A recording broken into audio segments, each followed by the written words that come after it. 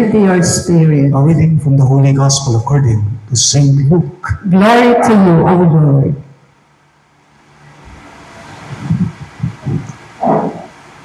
The two disciples recounted what had taken place on the way and how Jesus was made known to them in the breaking of bread.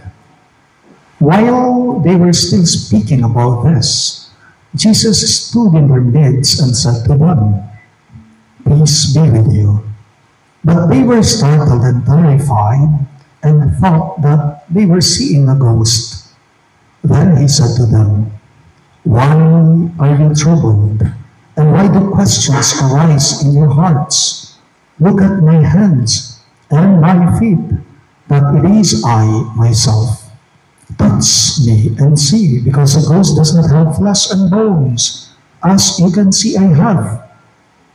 And as he said this, he showed them his hands and his feet. While they were still incredulous by joy and were amazed, he asked them, "Have you anything here to eat?" They gave him a piece of baked fish and took it and ate it in front of them. He said to them, "These are my words that I spoke to you while I was still with you, that everything written about me in the law of Moses and in the prophets and Psalms must be fulfilled." Then he opened their minds and to understand the scriptures. And he said to them, "Thus it is written, that the Christ would suffer and rise from the dead on the third day, and that repentance for the forgiveness of sins would be preached in his name to all the nations, beginning from Jerusalem. You are witnesses of these things."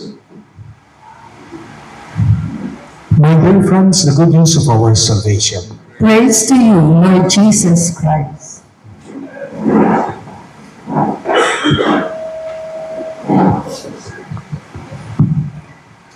May payabag po kay Gayon Sabla. Good morning po.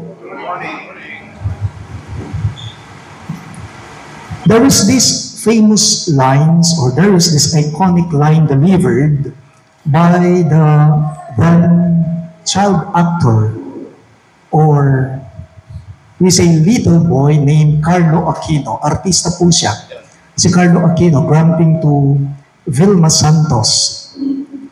Marahil ang iba sa inyo, familiar po sila sa pelikulang tinutukoy ko. The film was directed by Chito Ronyo and it was written by Lualhati Bautista. Ang pamagat po ng pelikulang sinasabi ko, tinutukoy ko ngayong linggong ito sa inyo, ay ang pelikulang Bata, Bata, Paano Ka Ginawa. Bata, Bata, Paano Ka Ginawa. Sinupladwane po terasane pong Carlo Aquino, ing bidang babae, king pelikula, Vilma Santos. Sabi po ni Carlo Aquino, ngayon may edad na si Carlo, matanda na siya, nagkaedad na. Sabi ni Carlo, tinarayan niya si Vilma Santos. Sabi niya, "Akala mo lang wala, pero meron, meron, meron." Wika niya. The gospel today is about the disciples gathering as one. At ano ang ginagawa nila? They were talking about the death of Jesus. They were talking about the death of Jesus and wallowing in grief. Makaniniya po yung eksena. Nalawanda po kasi reting disipulo na ning Ginoo, nalawanda na ing kamatayan ng Jesus, ing pangamate na metong yung kabiguan o kabiguan, king misyon na. Talo siya sa misyon niya kasi namatay siya. Yun po ang nasa sa isip ng mga disipulo ni Kristo sa ating ebanghelyo. But there are two disciples who were in Emmaus and had an experience of Easter. And to paraphrase their experience, these two disciples, tila ba sinasabi nila sa mga kasama nilang disipulo na ganito, "Akala nyo lang yun." Naramuwari, kareting kayaber, akala nyo lang, napatay siya, pero buhay siya. Nakita namin siya, nakasabay namin siya, nakasama namin siya sa mesa, Buhay siya. Hindi siya patay. Akala nyo lang yun. Wika nila, mali ang iniisip nyo. Sabi ng dalawang disipulong ito sa mga kasama nilang alagad, kung marami po sa atin, yung namamatay sila sa maling akala, ilan po kaya talaga sa atin? Iilan kaya talaga sa atin yung tumatama naman sila sa kanilang inaakala? Nung nakalaki katamo, din namamatay sa maling akala, ilan yung tumatama naman sa akala nila? The disciples of Jesus in the gospel, the disciples thought that the death of Jesus is the collapse of the mission. But the two disciples who came from Emmaus told them, akala nyo lang yun, sabi nila. Remember, my dear friends, that the death of Jesus is actually the accomplishment of His mission. The death of Jesus is actually the accomplishment of His mission. Kung titingnan po natin mismo yung konteksto ng mga alagad ni Jesus, hindi naman po natin sila masisisi. In the context of the disciples, actually, naguguluhan sila. They cannot reconcile these two things. First, their hope, the hope in Jesus. And the second is the death of Jesus. At ang tingin nila sa pagkamatay ni Jesus ay bigo siya sa mission niya. They see that as failure. Inyapin po mintala Emmaus, dating adwaya. Mag-review tamo mo pong data. Neto, ano bang ibig sabihin ng Emmaus or Emmaus? Economic synodality sa mga parokya, hindi lamang po nasyonal, buong mundo. May synod na tinawag tayo kamakailan lang. More or less, mga 2 years pa lamang siguro yung synod na nangyari sa atin. At isa po sa mga tema ng synod, kung hindi ko nagkakamali, the road to Emmaus, walking together. Pero maliban sa kahulugan niyang walking together, ano ba talagang ibig sabihin ng Emmaus or Emmaus? You know what, my dear friends? Emmaus is where the sun sets. Emmaus, meaning, it is the place of defeat and surrender. Yun bang talo na, wala na, o uwian na, may nanalo na, may winner na? Inyapin po kay katamong ebanghelyo ngayong Domingo, kabang kukwento po, ing ginureting adwang disipulos, ting karanasan da, na nakasama ng dalawang ito, si Kristo, habang kinukwento nila, ang karanasan nila sa maestro nila, bigla na lamang nagpakita si Jesus sa kanila. At yung kanubusal din gino, king ebanghelyo. And what was the greeting of Jesus?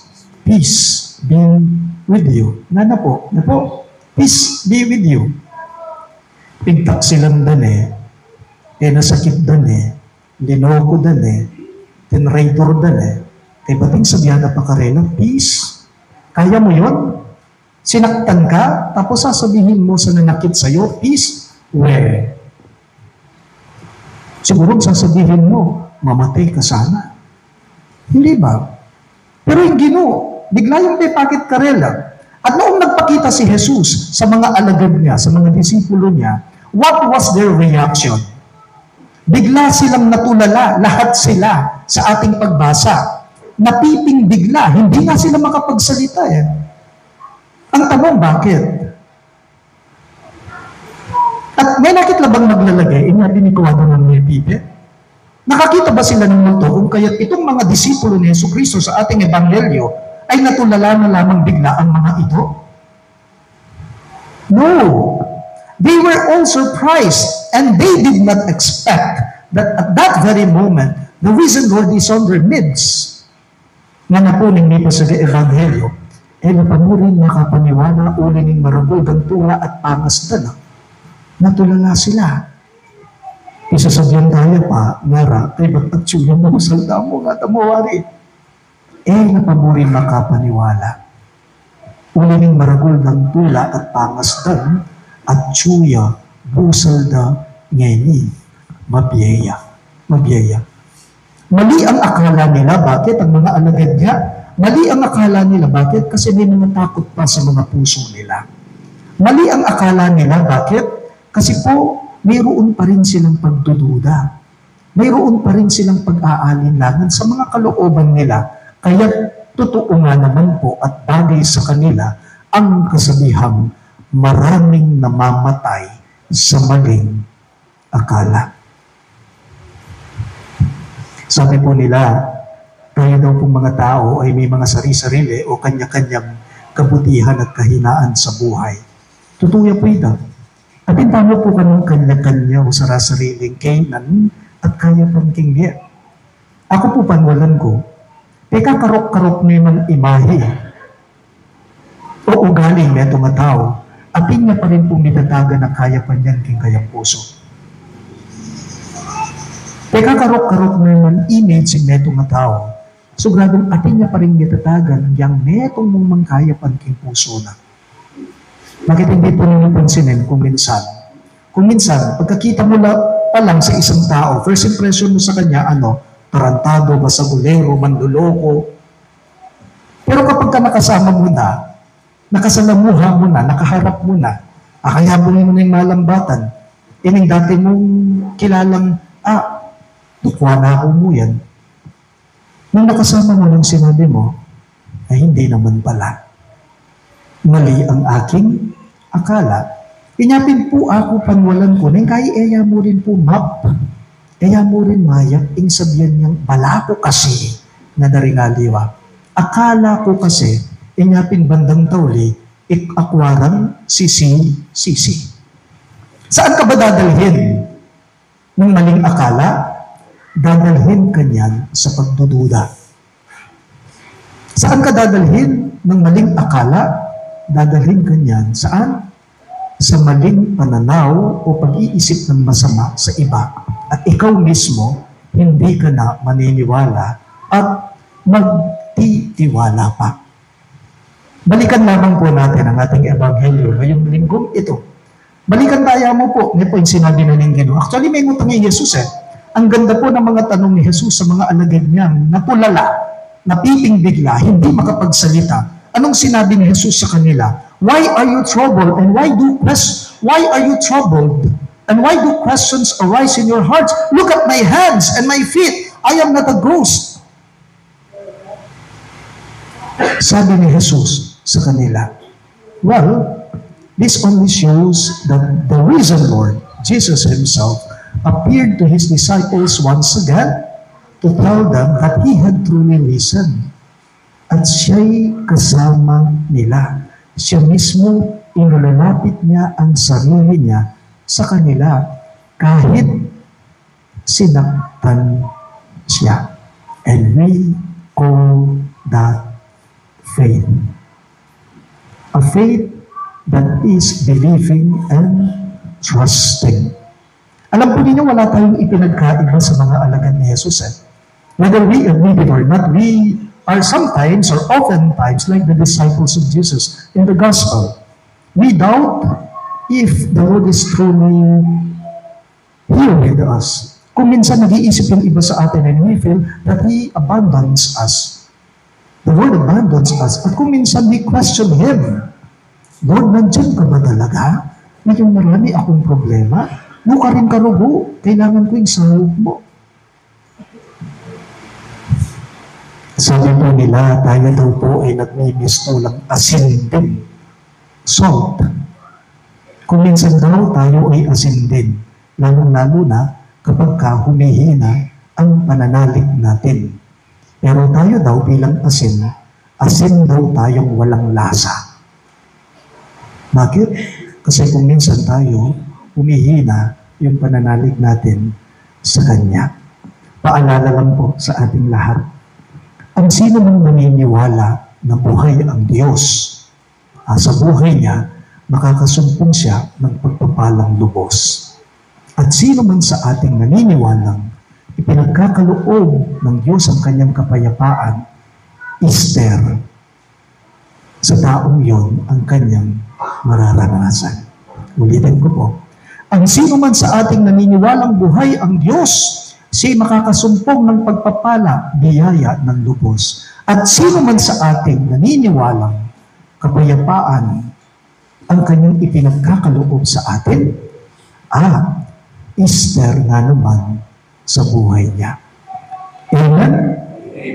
Let's all rise.